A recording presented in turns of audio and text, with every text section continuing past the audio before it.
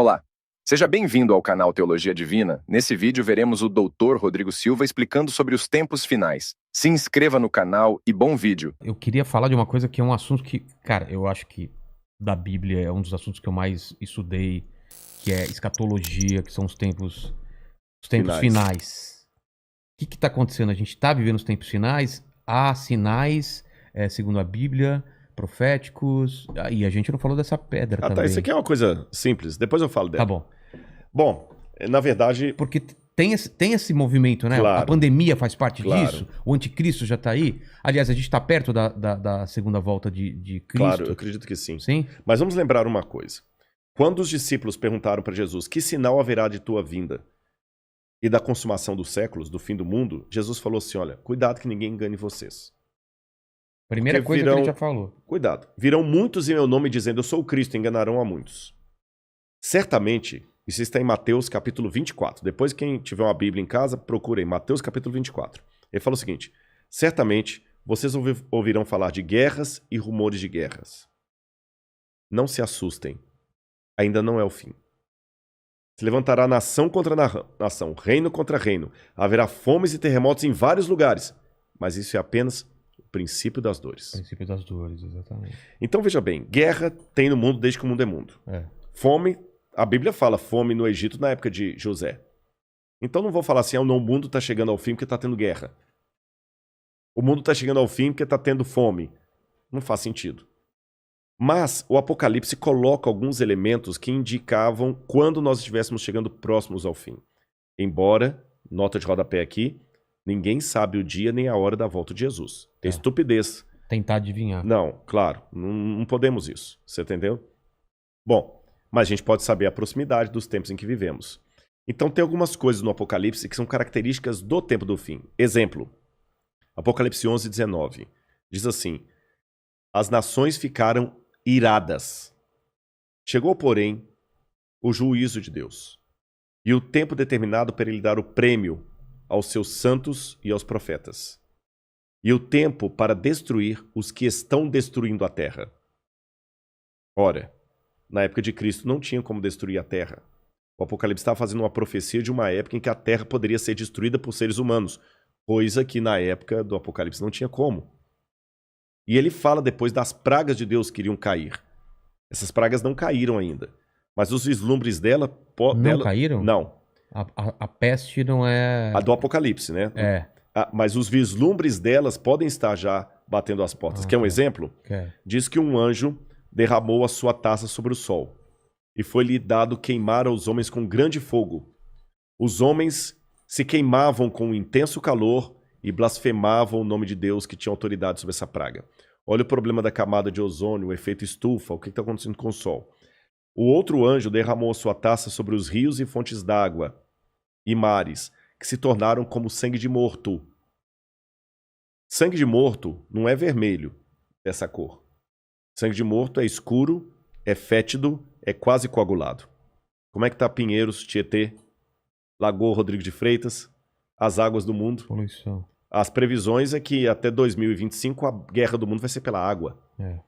Fala do anticristo, que ia dominar o mundo inteiro de uma maneira algorítmica. Pacífica. Pacífica, porque é um algoritmo. O 666. O que é o 666? O que é o 666? Na época do Antigo Testamento, Deus deu algumas normas para os judeus. O povo do Oriente Médio... ele é muito simbólico, sabe? Ele tem muito esse lance do símbolo que aqui no Ocidente a gente perde. Então o judeu pode olhar, ele usa o paiot, que significa alguma coisa, o kippah, que é aquele chapeuzinho na cabeça. E Deus falou o seguinte, olha, vocês vão pegar a lei de Deus, escrever um resumo da lei de Deus e vão colocar por frontal entre os olhos, numa caixinha aqui, e também na mão de vocês. O judeu hoje usa na mão esquerda. Pode olhar aqui no Muro das Lamentações, você vê o judeu orando lá, né? Baruch atah Beshem Adonai Eloheinu melech haolam. E ele vai orando no muro e ele tá com aquela caixinha preta aqui e outra na mão. Aí no Apocalipse a gente vê que o inimigo, o diabo, que se vale do anticristo, assim como Deus envia o Cristo... o anticristo é a versão do Cristo pro demônio. Pro demônio, o anticristo. Ele faz uma paródia de Cristo. Aí, como Deus no Antigo Testamento pediu aos judeus para ter a lei de Deus na testa e na mão, o anticristo coloca também um sinal, uma marca na testa e na mão. Então significa uma época em que a lei de Deus vai ser questionada. Nessa época em que a lei de Deus for questionada, diz o Apocalipse, ninguém poderá comprar nem vender, senão aquele que tem a marca da besta e o número do seu nome. Ora, esse número é 666.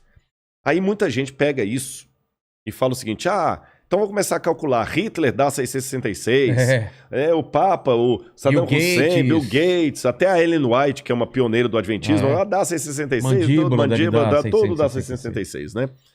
No grego está o seguinte, aquele que tem entendimento, calcule.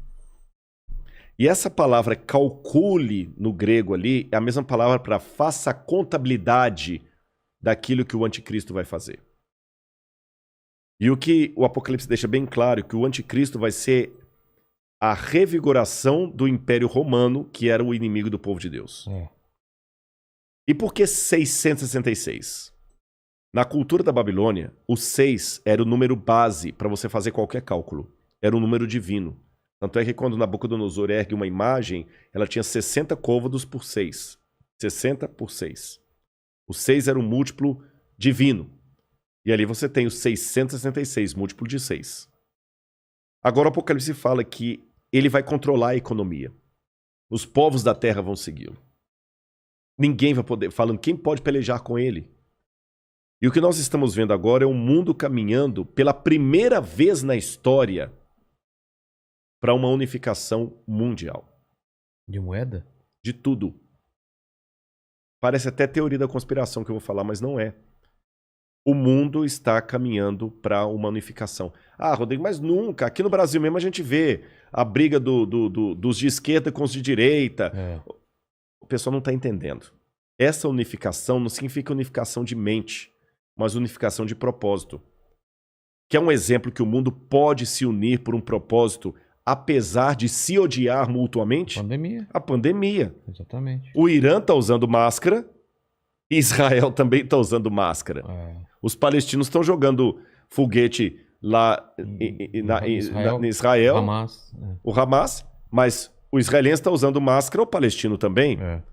O egípcio está usando álcool em gel, o iraniano está usando álcool em gel, o americano está usando álcool em gel, o russo está usando álcool em gel, então o Putin está usando álcool em gel.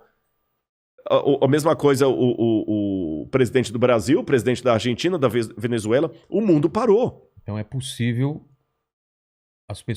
essa união do mundo inteiro em algumas coisas mesmo. Ela não só é possível, como ela é um caminho sem volta.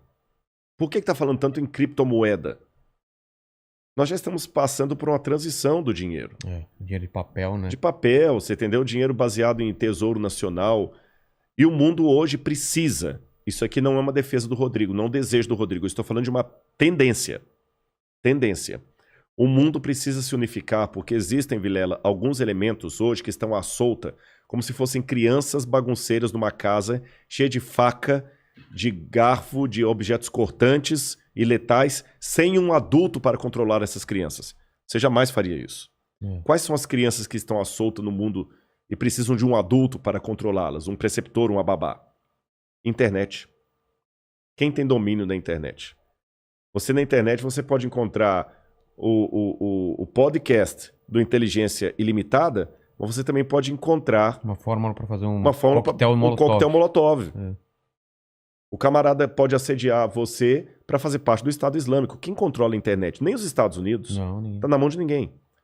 Quem controla tráfico de drogas e de armas em nível mundial? Ninguém. Lavagem de dinheiro tá aí. O terrorismo tá aí e lavam dinheiro. Quem controla bolsa de valores?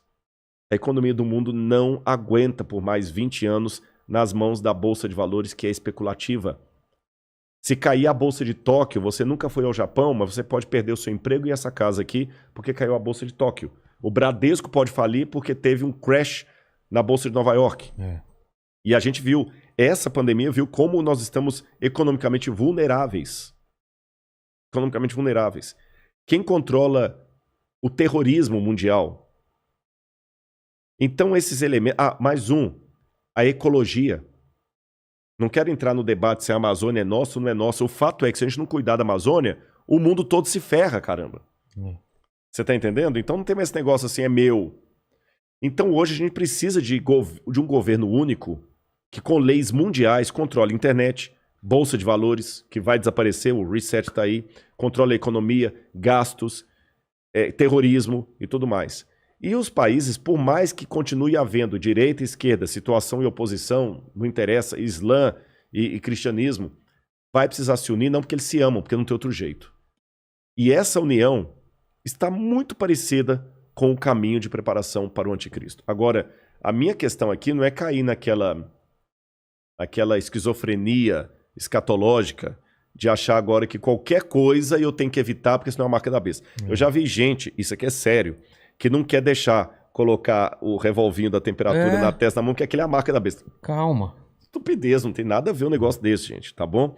Agora, quando esse governo único se interpuser entre a minha fidelidade a Deus e a minha fidelidade ao Estado, esse é o único momento em que eu estou livre perante Deus para ter uma desobediência civil social.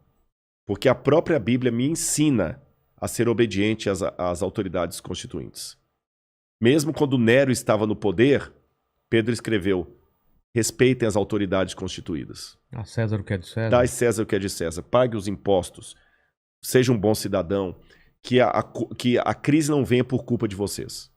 A Bíblia me ensina a ser um bom cidadão.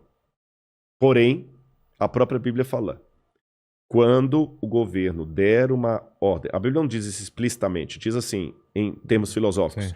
Quando o governo der uma lei que vá contra os mandamentos da lei de Deus, como os companheiros de Daniel na Babilônia, enfrente a morte se preciso for, mas não ceda.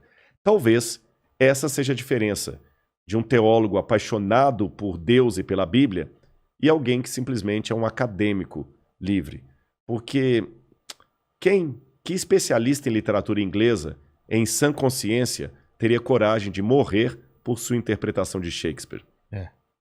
Mas a Bíblia é um livro que já levou muitos ao martírio para não abrir mão daquilo que a Bíblia ensina.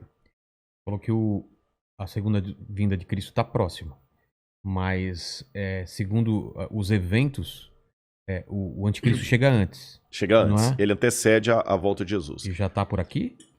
Você acha? Eu acredito assim, lendo a Bíblia, o anticristo, ele é um poder, era o poder romano, porque João já falava lá, o anticristo já opera entre nós. E João fala, muitos anticristos já saíram pelo mundo. Ele só está aguardando aquilo que o detém. Então o anticristo naquele tempo era Roma. Os exegetas veem, a besta era Roma. Só que a Bíblia fala, através do apóstolo Paulo, que havia uma grande apostasia do povo de Deus. Que palavra é essa, apostasia? Eles abandonariam a fé, se uniriam a Roma, e Roma no futuro voltaria travestida de cristã, por isso que é o anticristo, nome que não aparece no Apocalipse, mas aparece nas epístolas de João. Tá. Anticristo, anti em grego, é aquele que toma o lugar de. Então o anticristo é aquele que toma o lugar de Cristo e vai dominar o mundo. Então a minha sugestão para todos é o seguinte, fiquem atentos às propostas governamentais. Qualquer coisa que não infrinja a minha fé naquilo que eu entendo pela Bíblia ser o correto, eu vou seguir. Eu vou me vacinar. Eu não vou ficar caindo em teoria da conspiração. Mas a vacina é uma maneira de aniquilar 1/3 da humanidade. Eu acho que vai ser muito mais fácil Eu vou me vacinar. Só não vou tomar a Coronavac, né? Que está questionada aí. Senão eu não posso entrar em Israel. Mas eu vou me vacinar.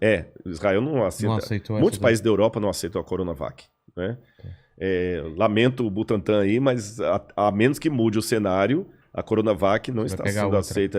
A Pfizer, ou a Moderna, ou a outra, lá de Oxford. Essas são aceitas. Mas eu vou me vacinar. Você está entendendo? Agora, não vou cair em teoria da conspiração. Agora, o dia que houver uma lei que se interpuser entre a minha fidelidade e aquilo que Deus pediu de mim, aí eu estou disposto a enfrentar até a morte. Obrigado por assistir, se inscreva no canal e Deus te abençoe.